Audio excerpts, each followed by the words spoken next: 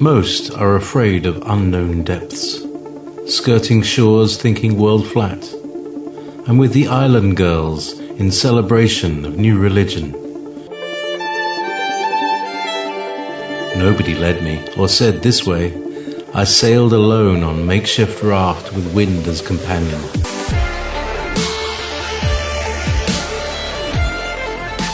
Fate for deliverance, confidence enough to assess new disposition. Seekers of lost paradise may seem fools to those who never sought the other worlds. Welcome to Momentary Zen with Zen Garcia. Visit www.fallenangels.tv. You're listening to Revolution Radio. I would like everybody to know I wish discernment for them more than all else. Not ready yet, each in their own time. Long has it been in coming to this, wallowing through the uncertainty of false righteousness, trailing fragment truth. The wind found me dressed in awkward circumstance, chill moments of uncertain knowing, yet recognition with kindred souls. Muse-led, poem as ritual, guiding me to remembrance. Awakening, I went seeking others. We are to remind each other of past legend, ancient mystery, even as we question our own souls knowing.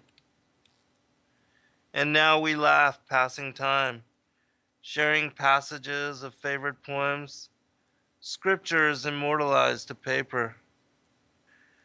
He will come again, they say, announcing presence with signs and wonder. Night recedes, sunrise on the lips of morning.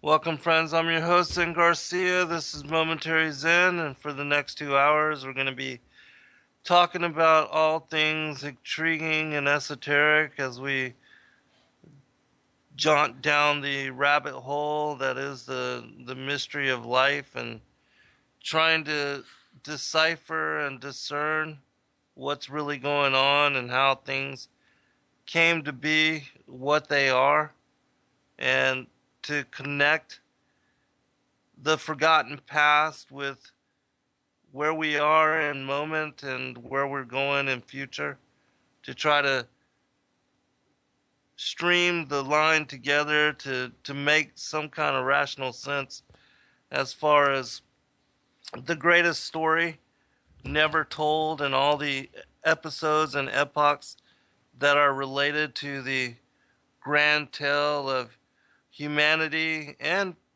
pre-humanity, the story of the fallen angels, because that chapter of ancient history and that chapter of the Earth Chronicles far surpasses and precedes our own.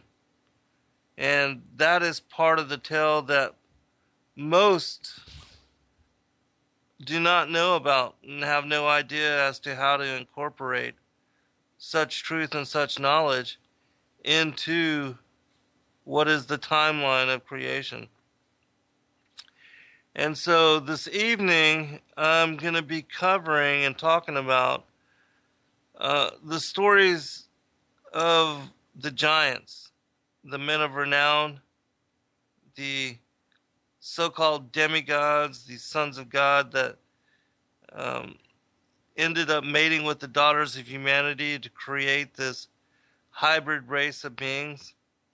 And it's also connections to the beguilement of Eve and the seduction, the eating of the fruit from the tree of the knowledge and good and evil, the winged serpent, guardian of the tree of the knowledge of good and evil, and its deception of humanity, impregnation of Eve with the first hybrid-born child, Cain, and how those things tie into the long history of what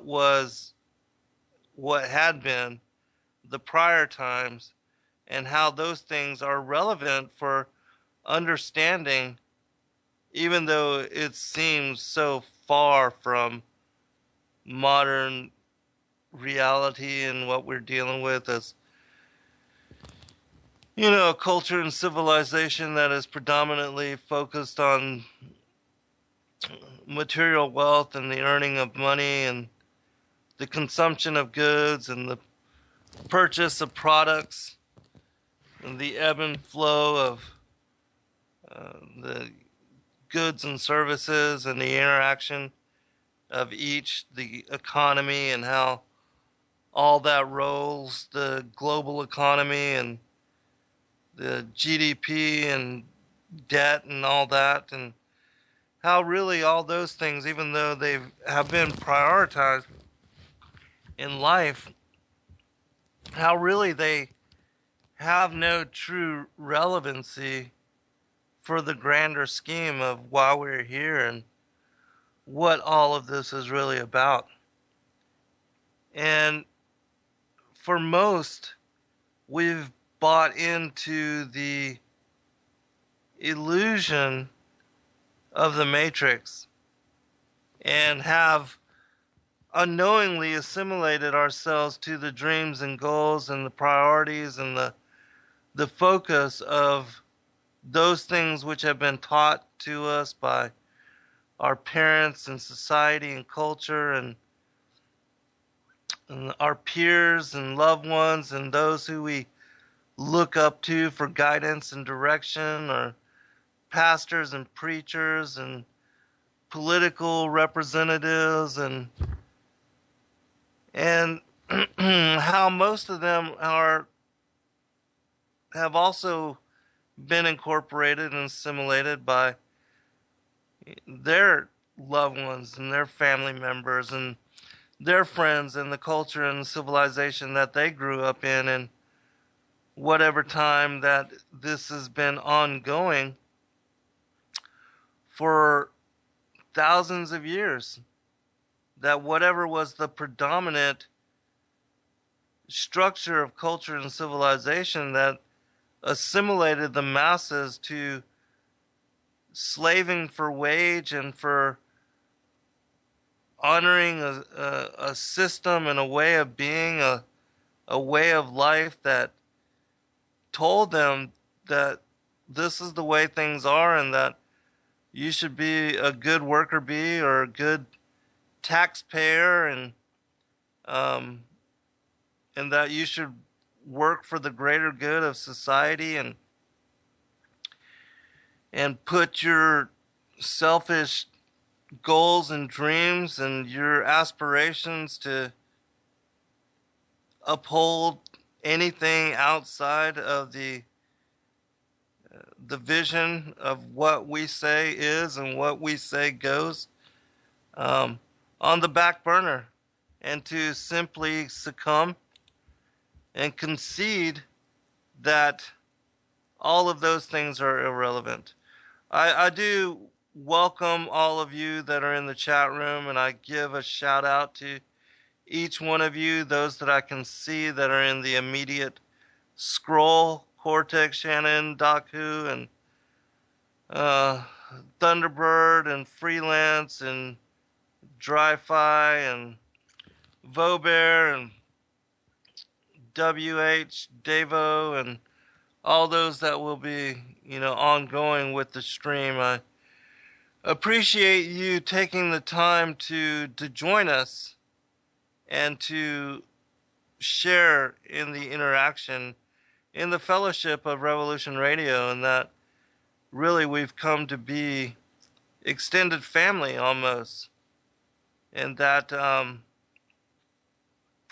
certainly we can relate to each other in high regard, and that not a lot of people can even have conversations along the lines of what we speak on and what we talk about, and that somebody that had never even heard of or listened to any of the things that I say or am talking about this evening would certainly believe that I was off my rocker, and why anybody would, even give me a slot to rant the way that I do is just beyond them, as most people would certainly label me lunatic and crazy, and if they had the power and the authority, would certainly lock me up and put me in a straitjacket. And I'm sure that they would do you the same kind of way. Tremyar or Tremjar says, I would like to know just why they do not want people to know there were giants and hobbits and etc. There are large and small of everything else.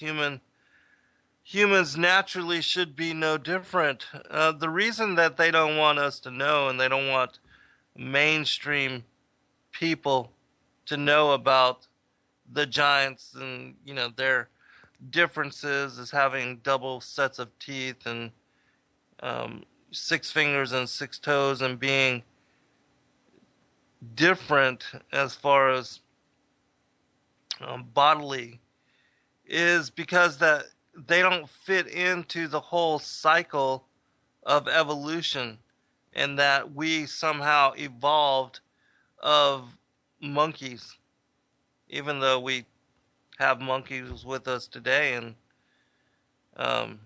if we were to have evolved from them, would not there be the whole gamut of missing link, the showing the so-called evolutionary process of how we got to be who we are today from them? And even though monkeys may be genetically parallel in somewhat, even if it's 96% as they claim, we're completely different than monkeys. And if you don't believe that, or if you can't see that, that's you probably have already tuned out and don't want to hear what I have to say anyways. But that is the most obvious reason.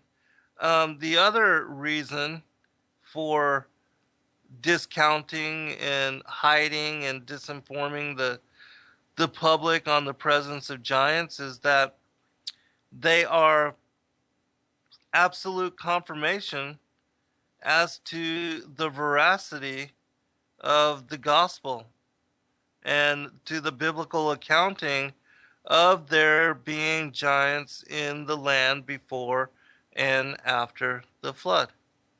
And not only as to the biblical stories and especially the Old Testament and things like David and Goliath, of which a lot of people are aware of, but totally discount because they think the Bible is fairy tale or fantasy or somehow a man-made story,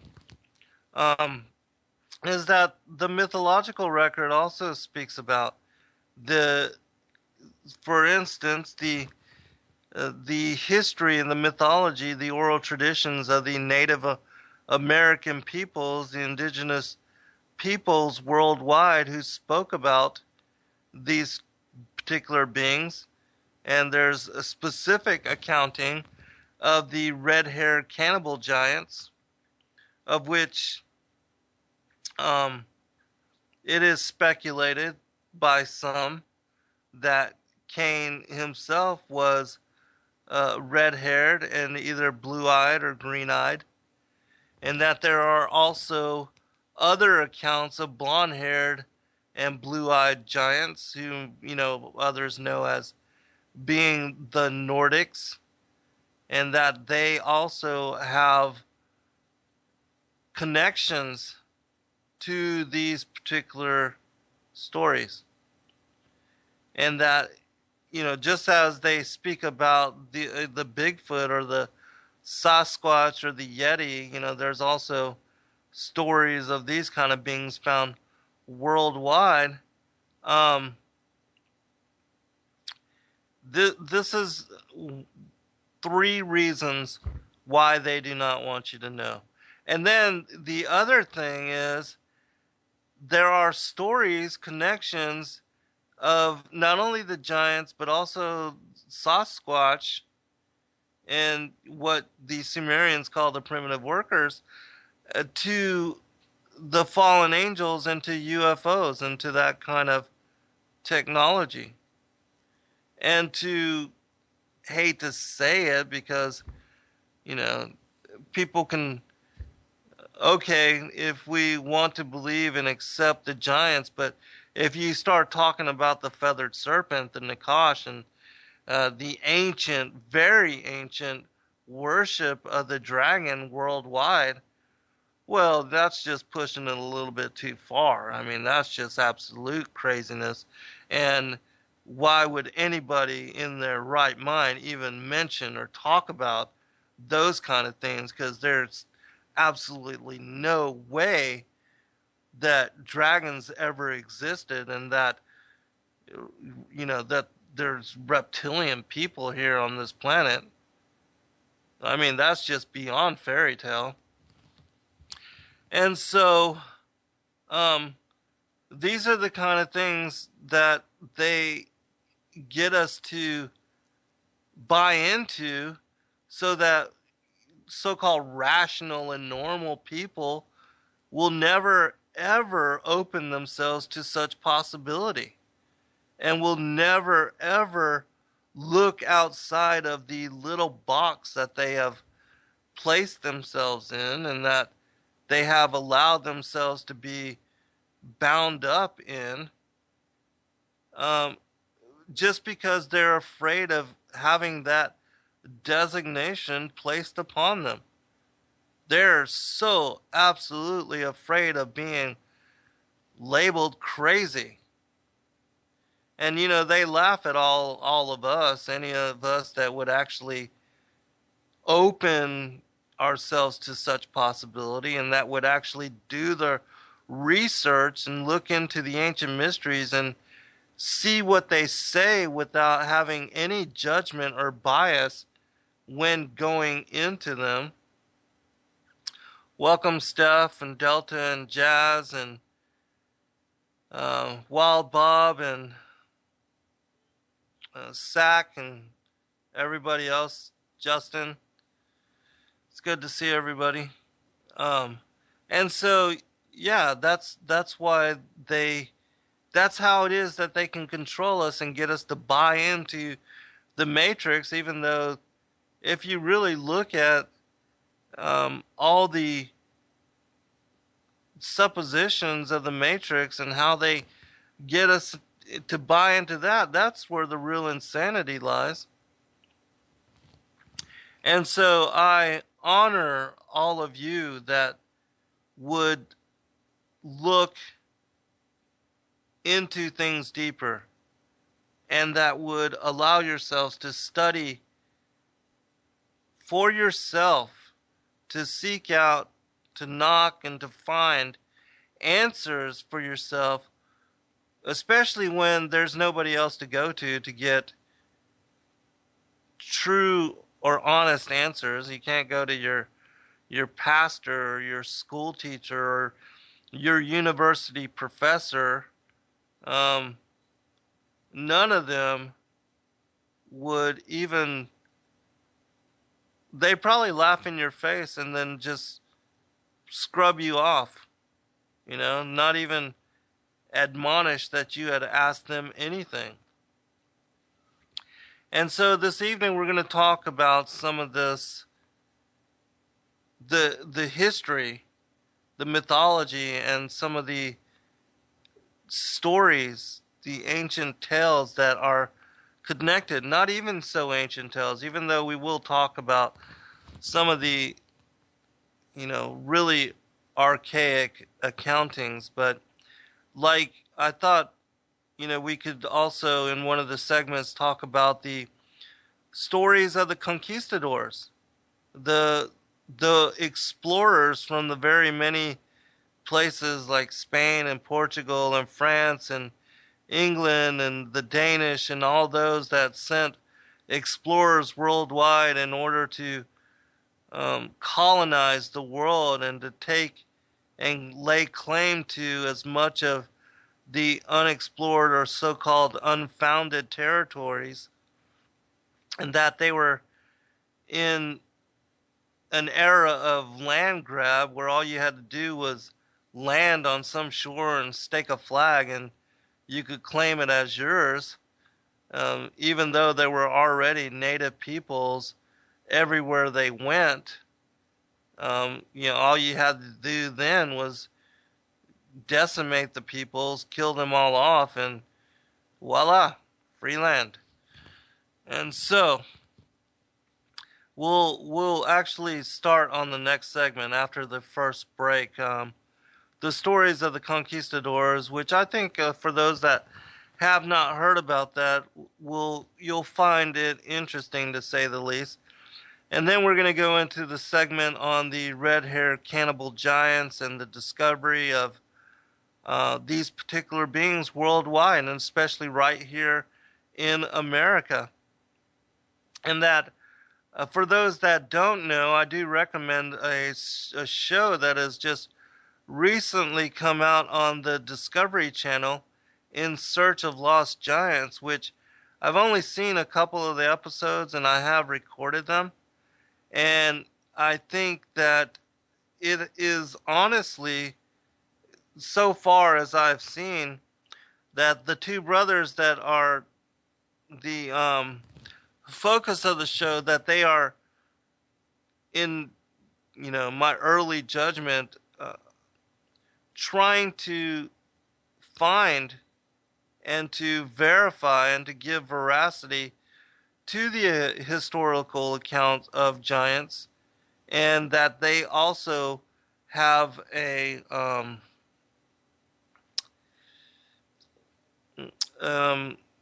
kind of a bad feeling, or somewhat intuition as to the protocol of the Smithsonian Institute and their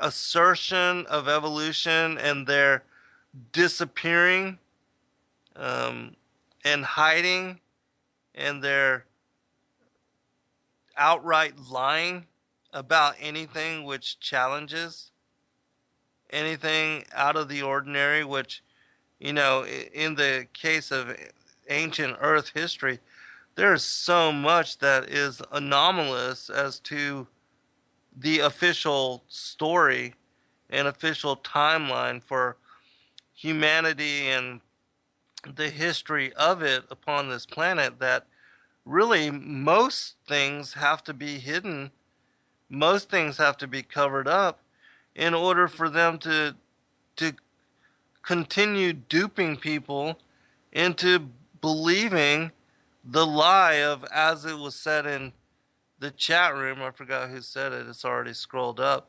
evolution. And how it is that most of the people in the world still buy into that, and how they're, still teaching these things as high school and university curriculum. And yeah, it's just, it's amazing to me that anybody would believe the official story anymore, and that they would allow themselves to be led astray in such ways. It's just beyond me. They are obvious liars. I mean, anybody, even at an early age, you can now see that. And so how you can just be okay with the propaganda and with the deceitfulness and not seek outside of the spectrum of mainstream news, especially now that we have currently and still have access to an internet where we can find at least alternative viewpoint. Of course, there's a lot of disinformation and a lot of speculative posts, to say the least, on the internet. But if you do enough research and if you do enough digging, enough looking, that certainly, welcome Briar and Watcher Ruth and the others of you that have joined us. There's a lot of people in the chat room. But yeah, how it is that you could continually allow yourselves to be blinded and led astray by people of ignorance and people that really don't know themselves, and how they've been given authority just because they have paper degrees backed by 3 letters, PhD or MD or whatever it is they have after their name. And especially now when you can buy something like that off of the internet for $50, it seems like, and all of a sudden you're a doctor of whatever. And how anybody could give credibility to individuals just because they have these paperback degrees or these so-called, doctorates or whatever. I mean, I don't trust all that. I don't care if they have 3 PhDs. That just lets me know that they've spent more time, working the establishment than they have in seeking truth. And so they're probably just 3 times more led astray and more assertive to, being locked into the box than anybody else. And so I'm weary, of those kind of individuals. And especially because they think they know better, and they think that they are so well researched and so well studied that they can't learn anything from you, and that they can only teach. They have all the answers, and so they already know everything, and so they don't have to listen to you. All right, we'll be right back, and we'll get into it. That's my rant for the day. All right, welcome back, everybody. And as promised, we'll go into the accounts of the conquistadors. And of course, I'm not going to cover all of them, because it seems like every one of them had many such accountings and described them and spoke of them.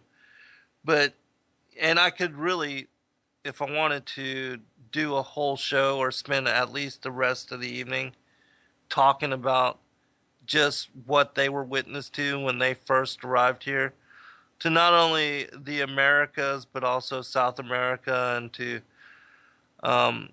places like the Caribbean and Central America, and that even the Patagonia region gets its name, and that the maps that were made after the early explorers had reached this particular part of the Western Hemisphere, and to these particular continents, which were new to them but not new to the ancients. And we know that from the archaeological record, as well as the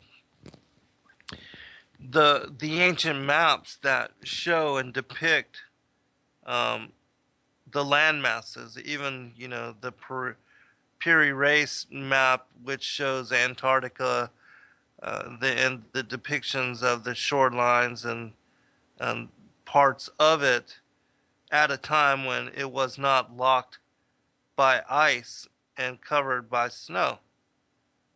And that, even it was just recently that we were even able to, with the ground penetrating radar and the ways that they are able to see through the ice, which is in places miles thick. These maps had to have been drawn at a time when the Earth was much warmer, and before the global ice age and the deluge, and that hid the particular contours and the topography of that particular area. And so a lot of the newer maps after the explorers arrived here, they do assert that South America is the land of the giants, and that's where it gets its name, Patagonia, which is interesting. All right. I'm going to read a few of the accounts. And then we'll go into the stories of the red-haired giants, because that will lead us into two other areas that I want to cover this evening, which I think will also be of supreme interest to you, and that I am not certain that all of you have heard about. And so it should be interesting to say the least, and that hopefully many of you have not, even though you are such a very wise and well researched group of listeners. And it's hard to really bring anything to you that is new because of your personal investigations. And so, anyways, it was the bestseller of its time. In there are references to conquistador encounters with giants. De Vaca's astounding tales mention an encounter with giant natives during a raid while in Florida. When we attempted to cross the large lake, we came under heavy attack from many giant Indians concealed behind trees. Some of our men were wounded in this conflict, for which the good armor they wore did not avail. The Indians we had so far seen are all archers. They go naked, are large of body, and appear at a distance like giants. They are of admirable proportions, very spare, and of great activity and strength. The bows they use are as thick as the arm, of 11 or 12 palms in length, which they discharge at 200 paces with so great precision that they miss nothing. In 1539, Hernando de Soto followed in Alvarez's footsteps, sailing 9 ships into Tampa Bay. As they ventured inland, they encountered various tribes, each with a giant that reigned as its tribal chief. For protection, the conquistadors took these chiefs hostage and called them guests. When the natives realized becoming guests meant being turned into slaves, the local tribes, led by Chief Copafi of the Appalachee, sparked an uprising. After weeks of warfare, the chief was finally captured in a battle near what would become Tallahassee. Copafi was described as a man of monstrous proportions. Hernando de Soto's encounters with giants continued as he pushed further inland in 1539. Also, if I'm correct, Tallahassee was the name of Copafi's son, and that they were successful in killing his son, and that's what also another reason that war was incited between the natives. And also, if you study, like Steve Quell just released a book of Native American mythology in relation to the giants and also the feathered serpent. And in that book, he talks about how the native peoples speak of either having been at war with the giants, or how many of their chiefs were giants themselves, and giant in proportion. And that was one of the reasons, because of their size and their strength, that they became tribal chieftains. And so that's another, confirming witness to the particular accounts of these conquistadors. Because the accounts that I'm reading from are all extracted from various journals and diaries that were written by the personal secretaries or private secretaries of these various conquistadors and explorers. Like, for instance, the next accounting. Rodrigo Rangel de Soto's private secretary wrote a diary detailing the expedition. The new lands they explored were ruled by the giant Native American chief Tuscaloosa, and upon the conquistadors' arrival, the chief's son fiercely approached De Soto's cavalry. Rangel writes, "Seeing him, we paused, dumb with amazement. For though but a youth, he towered on high, a great-limbed giant. Heads of tallest men reached only to his breast." After a 3-day march, De Soto and 15 soldiers entered Tuscaloosa's village and discovered that the chief was a giant 10 times mightier than his son, and turned out to be the tallest and most handsomely shaped Indian they saw during all their travels. After regrouping and devising their strategy, the Spaniards gained entry to the village, killed the chief's giant son, set fire to the buildings, and massacred the city's inhabitants. Despite the death of his son and overall carnage left in the wake, Tuscaloosa escaped. Riding deep into unknown lands, De Soto and his men marched to capture him, but the giant chief disappeared, and the pursuing Spaniards found only abandoned cities with massive stone mounds. In 1519, Alonso Alvarez de Pineda became the first Spanish explorer to venture up the mighty Mississippi. He reports finding a large settlement of native villages inhabited by giants. After the giants proved to be friendly, Pineda and crew settled among them to rest and make repairs. He also noted that other than giants, the tribes also had a race of tiny pygmies living amongst them as well. Pineda described the tribe that settled near the Mississippi River as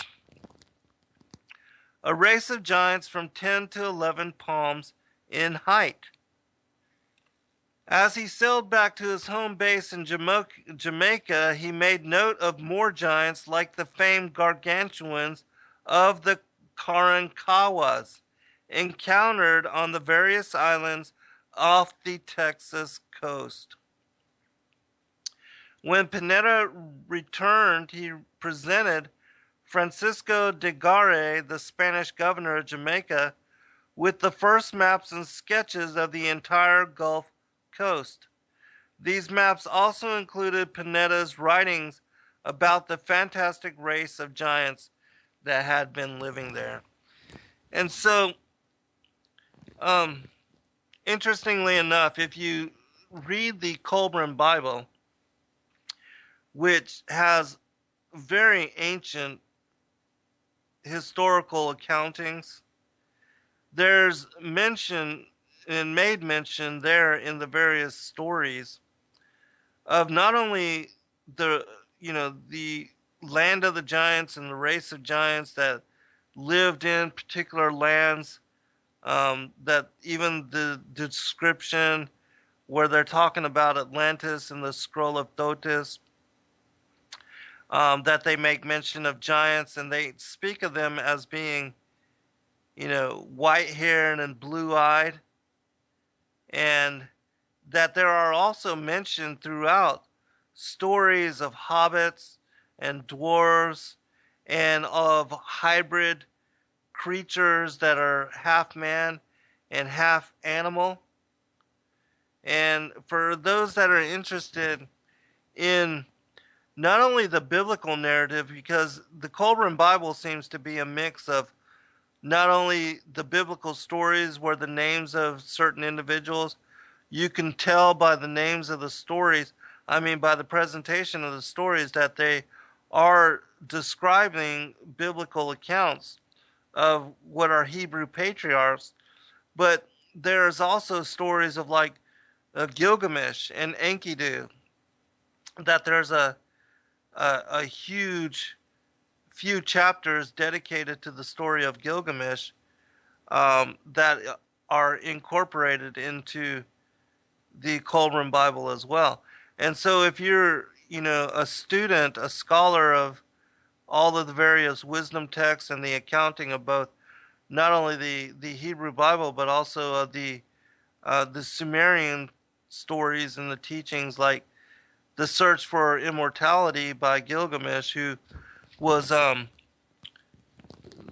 supposedly, part earthly and part divine or angelic, and that when they found the tomb of Gilgamesh in Iraq, and this wasn't even that long ago, I think it was sometime in the 2003, like right before the Iraq War, which I believe was one of the reasons why they went in, and that the Sumerian, the cuneiform texts that were kept in the various museums in, across Iraq, and that the different Sumerian technologies and writings and artifacts, that was one of the targets for the invasion of Iraq as well as Afghanistan. And the oil, even though it was of importance, it was not, in my opinion, as important as these priceless artifacts. And that immediately after the invasion, these museums were hit and the artifacts disappeared. And that, nobody knows where they are anymore. And that, once the American army went in, that they even occupied Babylon, and that certain archaeological digs were going on and occurring during the war, and that such information was targeted. And that's just a side note to what we're talking about here. But, all right, continuing. 20 years after Pineda mapped the Gulf, Francisco Coronado marched with a huge expedition across the American Southwest, searching for the legendary 7 cities of Cibola, or what we refer to as El Dorado, the cities of gold. And while on their quest, Coronado's expedition crossed paths with several tribes of Indian giants. We have this information thanks to the writings of Pedro de Castaneda, who accompanied Coronado and wrote the complete and amazing history of the expedition. A fascinating tale concerning giants found in Castaneda's book details the journey made by Hernando de Alacron. While coasting up the river, Alacron and his men came upon a settlement of an estimated 200 giant warriors. These giants, amazed by foreign intruders on the riverbanks, were ready to attack, but Alacron diffused the situation by making peace and offering gifts, which eventually won them over. These giants were later categorized with the prevailing tribes of the areas as being the Paiute Indians. 1,000 more members of this giant tribe were discovered and reported living farther upstream. Discoveries of giants have also been reported in Mexico. The Dominican friar Diego Duran is responsible for writing some of the earliest Western books on the history and culture of the Aztecs, and in these writings, the Aztecs were not shy when it came to talking about the giants. If you have a question, post in the chat room, and I will check it on the next break, and I'll scroll up and I'll try to answer your questions in after the first break. I mean, the next break. In these writings, the Aztecs were not shy when it came to talking about giants. But Duran didn't need to hear or read about them. He could see them.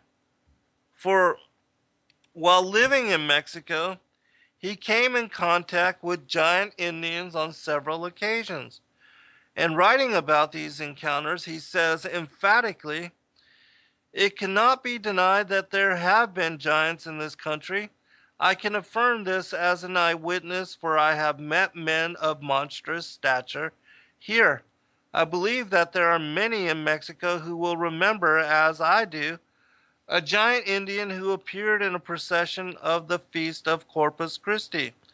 He appeared dressed in yellow silk and a halberd at his shoulder and a helmet on his head, and he was all of 3 feet taller than the other native peoples."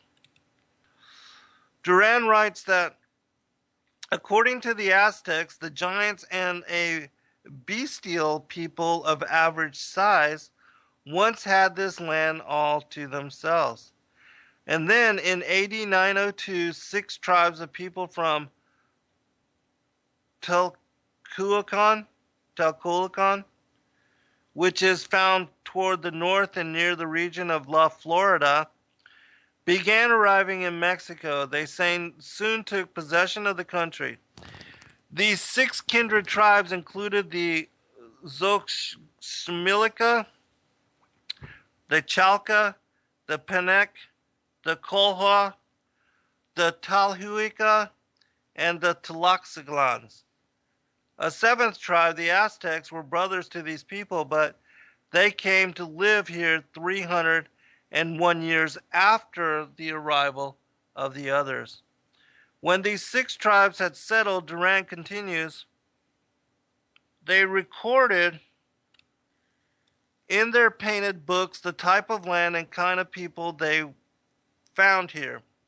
These books show 2 types of people, one from the west of the snow-covered mountains toward Mexico and the other on the east where Puebla and Cholula are found. Those from the first region were Chimex, and the people from the Puebla and Cholula were the giants and the Quiname, which means men of great stature. The few Chimex on the side of Mexico were brutal, savage men, and they were called Chimex because they were hunters. They lived among the peaks and in the harshest places of the mountains where they led a bestial existence. They had no... we'll be right back. Hey, welcome back, everybody, for second hour. I'm your host, Zen Garcia. This is Momentary Zen, and I do appreciate you taking the time to join us. And for those of you that are that listen to more than just myself, but many of the other hosts as well, we appreciate your fellowship. And just know that we do need your support, not only in the interaction and the dialogue that you share with us, but in order for us to continue with the monthly maintenance, and also to endeavor to expand, in which the goal is to be able to take it 24/7 satellite as far as Revolution Radio, and to give the various hosts even that much more of a broad-based outreach, and to enter into other avenues, other areas where Revolution Radio may not be as well known, and that people could just driving down the road and listening in satellite radio, just flipping through, bring us up and be able to hear whatever topic or whatever host may be on at the time, and hopefully it will catch their interest, and that they will also share with their family members and their loved ones the content they find important and relevant, the information that we're bringing forth and sharing with those of you that are part of the audience. And so if you can, definitely don't put yourself out. Certainly feed yourselves and your family members and your loved ones, and take care of each other in that way first and foremost. But if you do have some discretionary funds or um, some extra cash just laying around or whatever, go to freedomslist.com. It's easy to donate. You can use PayPal. PayPal also gives you the ability to use credit cards without having to put your personal information out there and to expose yourself to any kind of fraud in any kind of way. And that one of the other great things and great ways that you can support us is by subscribing to the archives. And for $4.95 a month, you can gain access to not only my own show, but all the other hosts and all of their archives going all the way back to the beginning of the year. And that it's a great way to catch up on, or to be able to download the MP3 files, and also to, stream them to your listening device, your iPads or your cell phones, that you can even burn them to CD and listening to them as you're driving along the highway and the freeway going to your jobs. That's a great way to use your time instead of listening to all the commercials and of regular radio. I certainly don't listen to it because I don't want to waste all that time exposing myself to all that advertisement. But anyways, I'm only going to spend just a little bit more time on the conquistadors. And I did post a link in the chat room, so those of you that are interested in what I'm talking about, definitely do flip through, and you'll find that link. Actually, I'll go ahead and post it again since I'm talking about it. And this is the account of the conquistadors, various ones.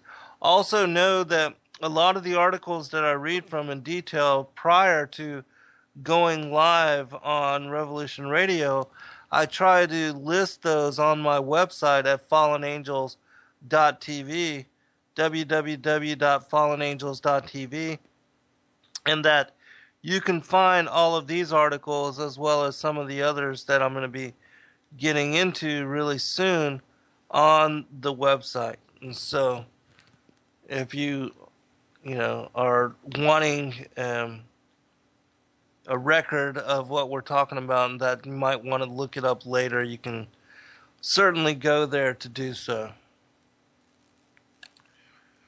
Alright, continuing. Alright, we were talking about the giants in Mexico. These were enraged at the coming of the invaders and tried to defend their land. I do not have a very true account of this, and therefore will not attempt to tell the story that the natives told me, even though it was long and worth hearing, of the battles that the Cholutecs fought with the giants until they killed them or drove them from the country. These giants lived no less bestially than the Chichimecs, as they had abominable customs and ate raw meat from the hunt. In certain places of that region, enormous bones of the giants have been found, which I myself have seen dug up at the foot of cliffs many times. These giants flung themselves from precipices when fleeing from the Cholutecs and were killed. The Cholutecs had been extremely cruel to the giants, harassing them, pursuing them from hill to hill, from valley to valley, until they were all destroyed. Alright, I'm going to skip down a little bit. And this will be the final accounting. Then I'm going to go into the red hair giants because that's a important aspect of this show. Bernal Diaz del Castillo marched as a swordsman in the army under Herman Cortez during the conquest of Mexico. After surviving these expeditions, he lived to be an old man and wrote what is regarded as an exceptionally accurate narrative of the famous campaign. Diaz recounts the history of the now defeated Tlaxcaltec Indians, mentioning a race of enormous giants that had once inhabited their land. During these encounters, Diaz even had the chance to examine first-hand evidence of this long-forgotten race. He writes, "They said their ancestors had told them that very tall men and women with huge bones had once dwelt among them, but because they were a very bad people with wicked customs, they had fought against them and killed them, and those of them who remained had died off. And to show us how big these giants had been, they brought us the leg bone of one which was very thick and the height of an ordinary sized man, and that was a leg bone from the hip to the knee. I measured myself against it, and it was as tall as I am, though I am of a reasonable height. They brought other pieces of bones of the same kind, but they were all rotten and eaten away by the soil. We were all astonished by the sight of these bones and felt certain that there must have been giants in that land." Okay, I'm going to skip through. If you want to read the rest of the accountings, of which there are many of them, even Amerigo Vespucci talks about the, and Magellan and all of that accounting, you can find that on the website at fallenangels.tv or in the link that I posted prior. All right. Now, what I'm going to go to is a newspaper article from 1970 that was published in the St. Petersburg Time. And it's actually from a Charles Hillman, who was a Los Angeles Times columnist. And I'm going to post this link in there as well. Into the chat room, you can actually see a scan of the newspaper article. And I'm not going to be reading the entirety of the article. I'm going to read about the first third and then skip to the last third. Because after this, I'm going to read from a book called Life Among the Paiute Indians, where the woman that is mentioned in this article, she writes in her book the account of her people warring against these giant tribes. And so it will give you a first-hand accounting of some of the mythologies linked to the red hair cannibal. They were cannibals, the giants, and why it was that the Native American peoples had to war against them.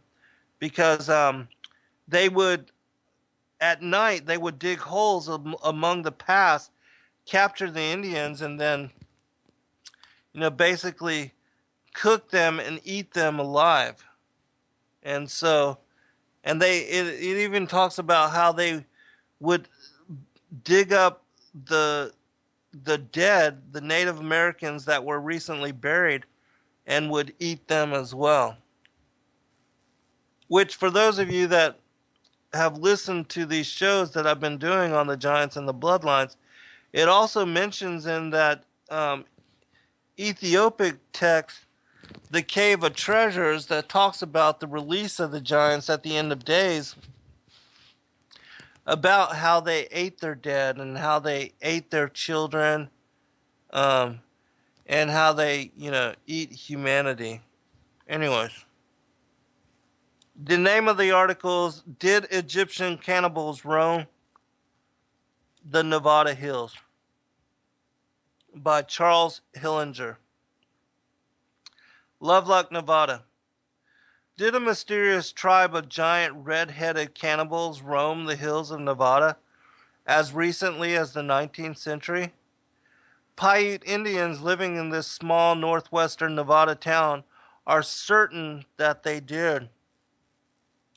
Scores of red-headed mummies and thousands of artifacts have been discovered in a smoke-coated cave 22 miles southwest of Lovelock during the last 60 years. But anthropologists and archaeologists are not sure who the strange giants were or where they came from.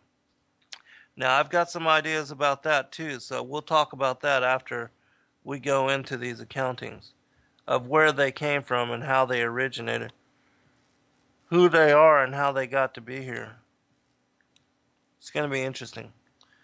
Recent carbon-14 dating tests, however, show the Lovelock Cave was occupied various times as early as 2000 to 3000 BC and as late as 1800 to 1850.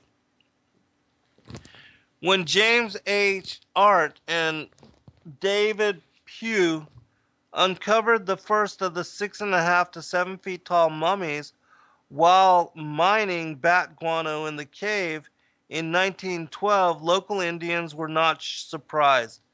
Also, the reason why it wasn't just gaining access to bat guano, I read somewhere else that the bat guano, after a while, turns into what is called saltpeter, and that this is one of the ingredients used in the making of gunpowder, and that's why it was so valuable and worthy. They even of excavation, they even created a company specifically to gain access to the bat guano. It wasn't just for fertilizer, so you know.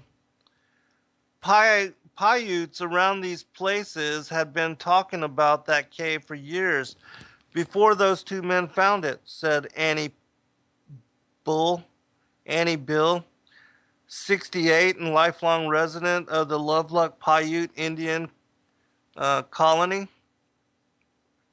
Annie Bill's aunt, Sarah Winnemucca, she's the one that wrote the book, Hopkins, described the cave and the peculiar tribe of huge red-haired Indians that took refuge in it in her book, Life Among the Paiutes, which was published in 1883.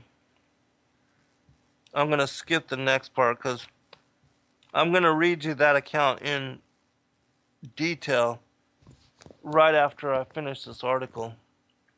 The full, what he's referencing here. All members of the tribe who were exterminated had red hair. I have some of their hair. Oh wait, no, I'm going to skip that part too. Stories about the bizarre tribes have been handed down generation to generation by the Paiutes of the Lovelock area. All of the approximately 250 Paiutes living in the Indian colony. Hold on while I get my place. At the west end of town today are well versed in red-headed Indian lore. Old Paiutes also called the redheads Siwash Indians, said Annie Bill. But many of my people really wondered if the redheads were Indians at all. This is interesting. Whoever heard of a red-headed Indian? No Paiute I ever saw had red hair. Annie Bill says her grandparents told her that their grandparents had said the redheads had long faces and were light-skinned like white men. Clarence Pike Stoker, age 69, native of Lovelock, and curator of Stoker's Museum in Willamette, has on exhibit a skull of one of the giants, as well as baskets, nets, duck decoys, arrowheads, and other artifacts from the Lovelock Cave. Stoker, who has participated in a number of scientific excavations in the cave, believes that if the mummies were not Indians, they may well have been Egyptian. Now, this is interesting too, and this will also lead us into something else that I'm going to cover if we have time. If not, I'll do a part 2 on this because there's still so much information. It's very possible they were descendants of Egyptians who sailed to America hundreds of years ago, Stoker theorizes. There were an exceptionally intelligent group of people, Stoker said, as he pointed out a calendar stone taken from the cave which showed a stone marked with 52 dots on the inside and 365 dots on the outside, corresponding, of course, to 365 days of the year and 52 weeks. Didn't Thor Heyerdahl just prove the possibility that Egyptians may have sailed to America as long as 4,000 years ago on reed rafts? During the last 60 years, scientific parties from the University of California at Berkeley have uncovered tons of artifacts and scores of mummies from the cave. Conditions of extremely dryness in the cave, as in the pyramids of Egypt, have preserved the archaeological material in remarkably good fashion. All right, I'm going to stop there and go to the accounting of Sarah about these red-headed giants. From her book, it says this. This is an excerpt from Life Among the Paiutes, which you can get a copy of it on Amazon. I think it's like $10. It's not that expensive. And there are other accountings more than just this one, but this will give you a good idea of what we're talking about. Among the traditions of our people is one of a small tribe of barbarians who used to live along the Humboldt River. It was many hundred years ago. They used to waylay my people and kill and eat them. They would dig large holes in our trails at night, and if any of our people traveled at night, which they did, for they were afraid of these barbarous people, they would oftentimes fall into these holes. That tribe would even eat their own dead. Yes, they would even come and dig up our dead after they were buried, and would carry them off and eat them. Now and then they would come and make war on my people. They would fight, and as fast as they killed one another on either side, the woman would carry off those who were killed. My people say they were very brave. When they were fighting, they would jump up in the air after the arrows that went over their heads and shoot the same arrows back again. My people took some of them into their families, but they could not make them like themselves. So at last they made war on them. This war lasted a long time. Their number was about 2,600. The war lasted some 3 years, and my people killed them in great numbers, and what few were left went into the thick bush. My people set the bush on fire, and this was right above Humboldt Lake. Then they went to work and made tule or bulrush boats and went into Humboldt Lake. They could not live there very long without fire, and they were nearly starving. My people were watching them all around the lake and would kill them as fast as they would come on land. At last, one night, they all landed on the east side of the lake and went into a cave near the mountains.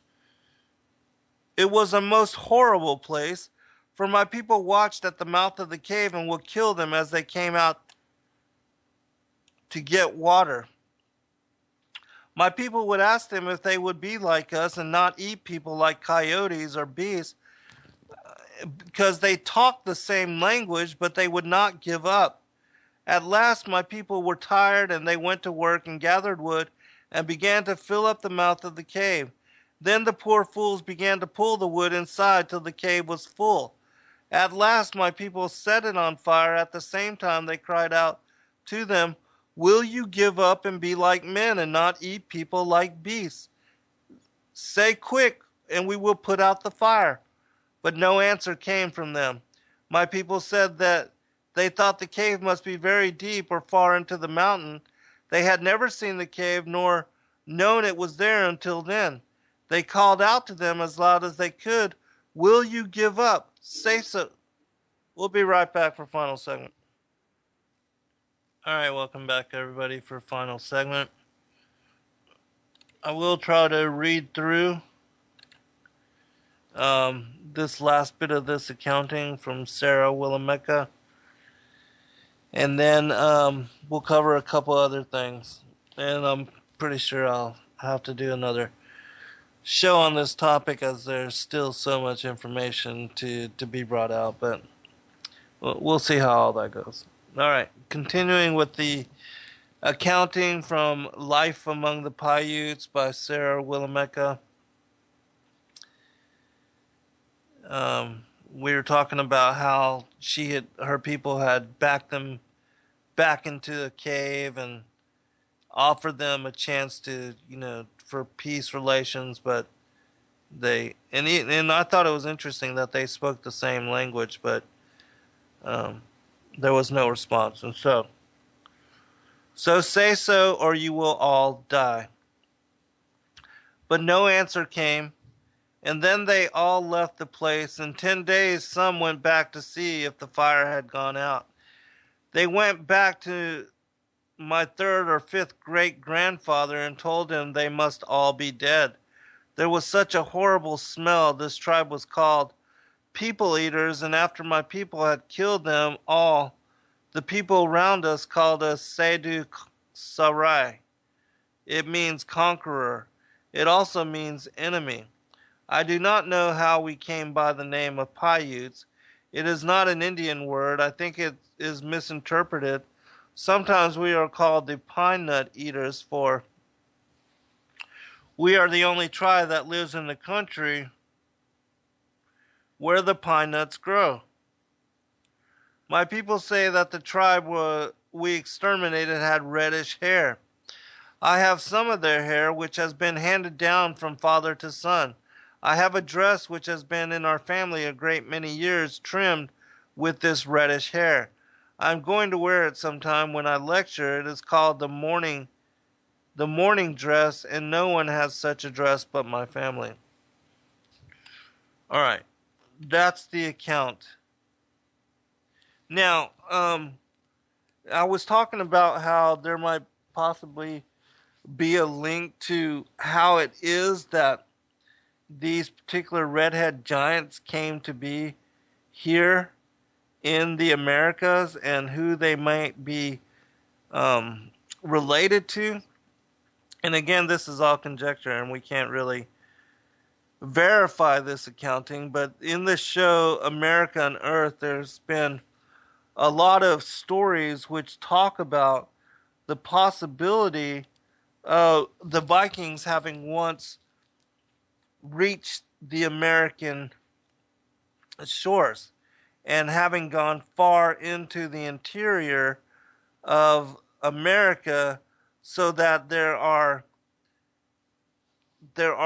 writings, runish writings, and also a script called Celtic Ogham, found all over in places like Nevada, places even in Arizona, and that these particular red-headed giants, these cannibal giants, maybe are descendants and related, as it's described in that particular newspaper article, that they were white-skinned, red-headed, green-eyed, and that they might possibly be related to the Vikings or have some kind of ancestral links to the Vikings or the Celts, which, if you look into the stories of the giants going back in history, you will find that the Celtic peoples are also depicted, some as having red hair, and not only red hair, but also green eyes, and that some of the Scottish ancestors are also related and depicted in the same way. And that according to the Romans who went to war against the Celtic Gauls, they were giants. And that was one of the reasons how they had conquered and asserted their dominance over the indigenous peoples wherever it is that they went. Not only that, but there are also stories of these Celts being also involved in cannibalism, and that they would, often in taking over certain peoples, that they would even eat them, and that they were involved in the worship of pagan worship, the worship of the fallen angels, like the Norse gods, Loki and Thor, and these particular pantheon of gods, which are similar in aspect to the Greek or the Roman gods or the Egyptian gods, and that these different pantheon of gods were, because we know that when this kind of worship was first established long ago, that the pagan gods, who are nothing more than the fallen angels themselves, gods with a little g, that they were the ones that had instituted among their hybrid children, which are the giants, the abominable ritual of victim sacrifice, cannibalism, and the drinking of blood. And that they installed,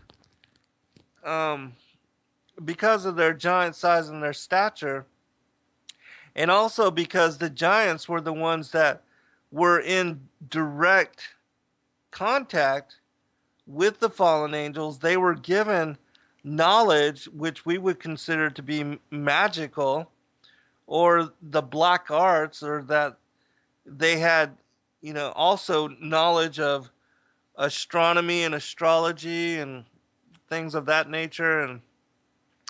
And they were able to utilize knowledge of the heavens and even metallurgy, that the sons of Cain, who were hybrid and they were giants, even though it's my opinion that humanity was also of gigantic stature prior to Noah, and that Adam to Noah, that they were also what we would call quote unquote giants, because they were of larger stature and had longer lifespans. But that, after the flood, both the giants as well as humanity were reduced in lifespan as well as stature. And that's why it's my opinion that we have the stories and accounts of, 30-foot skeletons being found prior, in the ancient archaeological record. And that they, even 15, 20-foot skeletons, and that they continually were reduced in stature to 12, 10, 8 to 7 feet tall. And that the really gigantic, the really big giants, those were those that lived prior to the flood of Noah's day, and that a large reason why we don't find many of those skeletons or have stories of a lot of those skeletons is because of the flood of Noah's day, and how many of these cities and cultures and civilizations were buried in the depths of, who knows how much mud, and also in water, in that they were drowned. And these cultures and civilizations are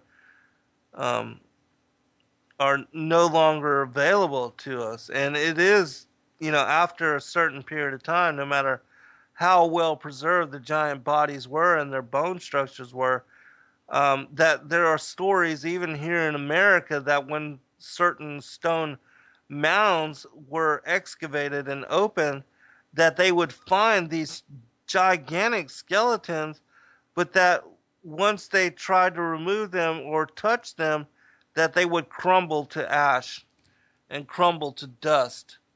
And so that's another reason why we don't have, you know, the the archaeological remains of these massive, gigantic bones. And those that did survive, they were, places like the Smithsonian were successful in getting rid of them and having people send them into them with the promise that they would display them or that they would study them, when in truth all they were doing is hiding the truth of such, such discovery. All right, and so that's a possible link as to why it was that the red-haired giants were not only cannibals, but also depicted as being white skin and light-skinned and giant of stature, and that the stories of the Vikings and the Celts and those that may have possibly reached here, according to new discovery and new shows like the America Unearthed and the various runic stones that are found. Like there was a talk about one, I forget exact, I think it was in Oklahoma, somewhere in the Midwest, west of the Mississippi River. They speculated that they utilized that waterway as, to gain access to this particular region. But it was high up on the side of a cliff. And the only way that it could be carved or written into that particular area in that particular spot would be as if that person had, rock climbing apparatus or was of gigantic stature. And so it makes sense to me that with some of the anomalous discoveries of these runic stones or Viking writings, or because they talk about America as being Vinland, and some of their some of the maps or some of the things that were left by the Vikings, and that certainly they know for sure that there was an established colony somewhere in Canada along the east coast off of one of the islands there, and that there was a map discovered which spoke about Vinland as being America, and that there were further colonies or launching points south of that particular settlement. And so all of these different things, in my opinion, just provide confirming witness to the fact that these particular beings did make it to the interior of the United States, and that the giants, and that nobody knows where this particular race of beings came from or how they got here, that might be one of the prevailing theories that would explain all of these strange and anomalous unknowns. And so, and just as they intermarried with the native peoples, and that, that could be one of the reasons of how they all continued to breed and to populate the land. Maybe it was, some of these smaller giants that were here and that arrived here, that they were able to mate with some of the maybe larger native women and continue the species. But we do know that in the word, in the gospel, in Genesis 6, it says that there were giants in the land before and after the flood of Noah's day. And this would be, again, confirmation as to what we're talking about. All right, let's see. I really don't think I'm going to have any time to get into anything more, but in the next show, when we talk about this stuff, one of the other things that I was going to try to cover was the Egyptian angle that was mentioned in that St. Petersburg Time article written by Charles Hillinger, where the individual that was head of the Lovelock Museum, where he talked about that perhaps these individuals were Egyptian because of some of the artifacts that were discovered here in America that are linked to the Egyptians. And I was going to talk about certainly that particular story of the explorer Kincaid, who had found that massive temple complex in the interior along the Colorado River in the Grand Canyon, and that this particular discovery, this find, was one of the richest ever having been found in America, and yet it was covered up. But there is an article that talks about the discovery and makes mention of some of the artifacts and talks about how that a lot of the artifacts were Tibetan and Egyptian in nature, and how they could possibly have links to those particular peoples, and how it had to have been these chambers in this particular city, this huge maze complex, and these cavernous catacombs that were created of this temple structure and complex, how it had to have been created at a time where the water was elevated some 40 to 100 foot higher than where it is, even going back to when this was discovered, which I think it was the late 20s or 30s that this discovery was made, and that it was the Arizona Gazette made mention of this particular story and spoke about it and gave a detailed accounting of it. And of course, the Smithsonian Institute was involved. Kincaid was one of their explorers. This initial piece came out and nothing else was ever said of it. The Smithsonian denied this particular individual as having worked from them and denied having anything to do with such excavations, and said that they were not in possession of any such artifacts or knew anything about such a discovery. I mean, between the Vatican and the Smithsonian, if we just knew the secrets that they held, there would be so much light brought to the ancient mysteries of not only the giants, but also the Nakash and humanity, the prior times, all of that. I mean, goodness gracious, if we just had access to those archives. But there will be a day when the Most High reveals all secrets, and we will know all things, and things are coming to light. Praise God for that. But also I wanted to talk about the story of Caesarion, which I don't know if you know about him, but he was the illegitimate child of Julius Caesar and Cleopatra. And there was a discovery, and I believe this was in 1982. Yes, it was in 1982.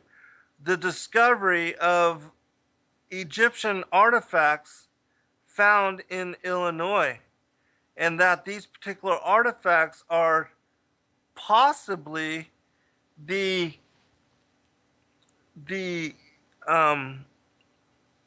treasure of this particular illegitimate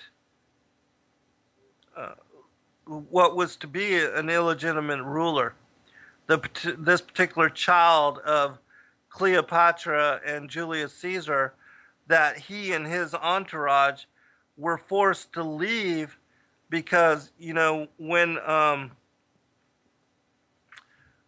they killed Julius Caesar, and they were coming after him too because they didn't want him to inherit the throne, that he was forced to leave Egypt. And there's speculation and there's rumors that he possibly also made it here to America, and that some of the artifacts which were found in this Burroughs Cove or Burroughs Cave here in Illinois actually are also confirmation that he did indeed make it here to America as well. And so I'm going to post the link so you can check it out for yourself, because I won't be able to get into it, but I will go into it in another show that I do on this particular topic. And I've got other stories that I wanted to bring out too, but we're just not going to have the time because we're only 2 minutes out from what will be the next break, and then we've got the I believe it's Vinny Eastwood that comes on after me. And so I just want to thank all of you for taking the time to join us and to listening to the show. I hope you did find it of interest, and I hope that you learned something new, and that I hope that I was able to shed light on some of the things that remain hidden and denied and forgotten, and that it's helping you to make sense of the world at large, especially with all the anomalous artifacts that are coming to light in such a measure and so quickly that the powers that be are not able to contain or to control. And with the advent of the internet, that we are gaining access to such truth without their being able to keep us from it. God bless all. I pray that you are all led in discernment and protected and blessed. See you next week.